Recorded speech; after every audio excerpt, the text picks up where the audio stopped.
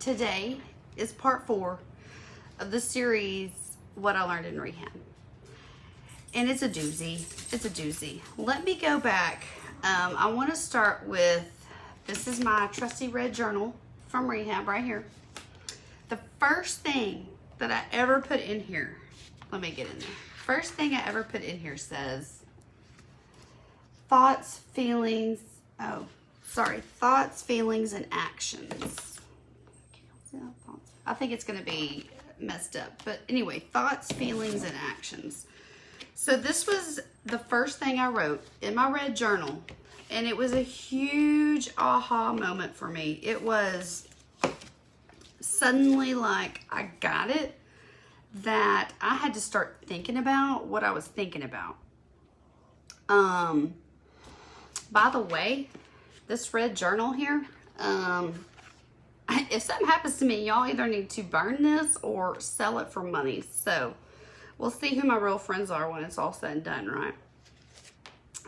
Hey, is that Mr. Hyde? Hey, Mr. Hyde, how are you today? Thanks for hopping on, y'all.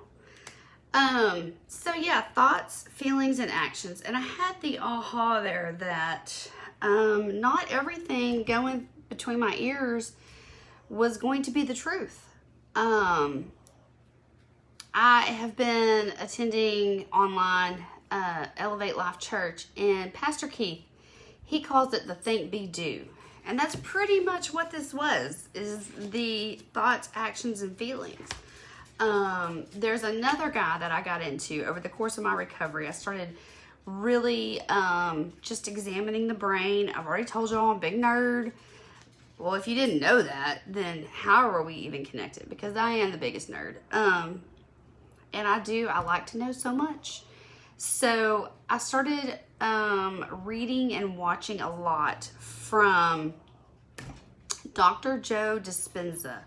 This man, y'all, now, I'm slow going when it comes to him, as nerdy as I am, because he makes me pause and think about what he just says. Or when I read his books, I have like 3 on my Kindle right now, I think. And basically, let me read you his quote that I pulled up. I did pull up a quote. Hold on. Thoughts are the vocabulary of the brain. Feelings are the vocabulary of your body. So how you think and how you feel creates your state of being. Basically, we create our reality, right? If you're thinking about negative things, you're going to have negative emotions, and you're going to create negative realities for yourself.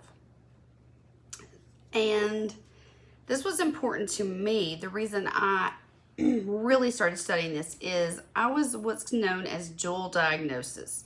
So what that means is when I was in rehab, I was treated for an addiction, and I was also treated for anxiety and depression. Hot mess express. Let's go. Yeah, that's me. So I had to be very mindful of this, and it was a huge revelation, because with that depression and anxiety, here's the key. This is what I tell people all the time. What I was telling myself, it wasn't true. It was not always true. I didn't have evidence to back it up. But here's the thing. This is huge. Please put a heart if this resonates with you. Here's the thing. That voice that we hear when we're talking to ourselves and inside our head, it's the voice we've known the longest. We've relied on it to feed us, to water us, to sleep us, to save our life probably at times. That voice is not always accurate. It also has limiting beliefs that it tells us. It tells us we're not smart enough, we can't do it, we don't know something. And that was huge for me, y'all. That was so huge. So if anybody relates to that, please put some hearts down there.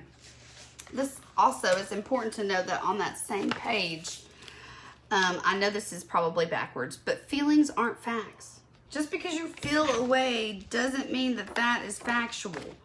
I was listening to Ed Milet and John Assaraf talk about the Einstein brain and the reptile brain. God, I'm such a nerd. I didn't even realize till I started this series how freaking nerdy I am. But that's the kind of stuff I love. And it's true. It is so, so true. Feelings aren't facts. And so we have to nourish that, and we have to tell ourselves things like, you can reach your goals, you can turn your life around, you are smart enough to figure a problem out, you are resourceful enough to find a way, you do know the right people who can connect you with the right people to get whatever it is you need. Other people have done harder things so you can get through this. That's the kind of stuff that I had to start thinking about, and that is not the stuff I was saying before. Not at all. So today is just think about what you're thinking about and analyze it. This journal that I so readily pick up and show off truly tracks my thinking about what I'm thinking about. Journaling is a great tool to start. I know that not everyone is a writer. You can use your phone if you need to. I just like, it's funny, I can see my mood sometimes in my penmanship. And instead of just, I've always journaled, but now I look back and I can see, okay, April, why are you thinking that? Just start questioning. So my challenge is just start thinking about what you're thinking about, because even on your best day, some stuff that goes through here that we hear in that voice that we have relied upon our entire freaking life is not true. It's not telling you the truth. I picked up a book off Amazon that I want to recommend, Negative Self-Talk and How to Change It. Actually, my friend Kayla Wilson, shout out to you, girl. She posted this. And it's a cheap book. It's like $3 or $4, something like that, I think, on Amazon. And that book, it's called a 60-minute book. But again, my nerdy self is like, okay, let me analyze this statement.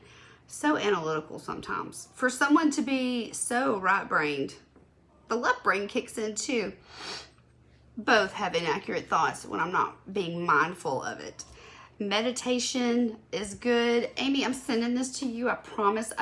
When I was doing my layout for this is just tied in so perfectly. I had to hold it up and show it. So I promise by the end of July, you'll get that book. This is a great place to start though. If you suffer from anything or your own thinking that you realize, if you're cognizant of the way that some things are not benefiting you, start with that. It is phenomenal. And that's really, that was a huge aha. And like I showed at the beginning, this was the first thing I wrote in this red journal, and it really did set me down a path to re-examine my life and broaden my horizons and just bring me so much joy. And you know, I'll be honest, my depression and my anxiety have been so much better since I put this tool into effect. So if you know someone, maybe you don't want to do it publicly, but you could DM them. I left this video up as public.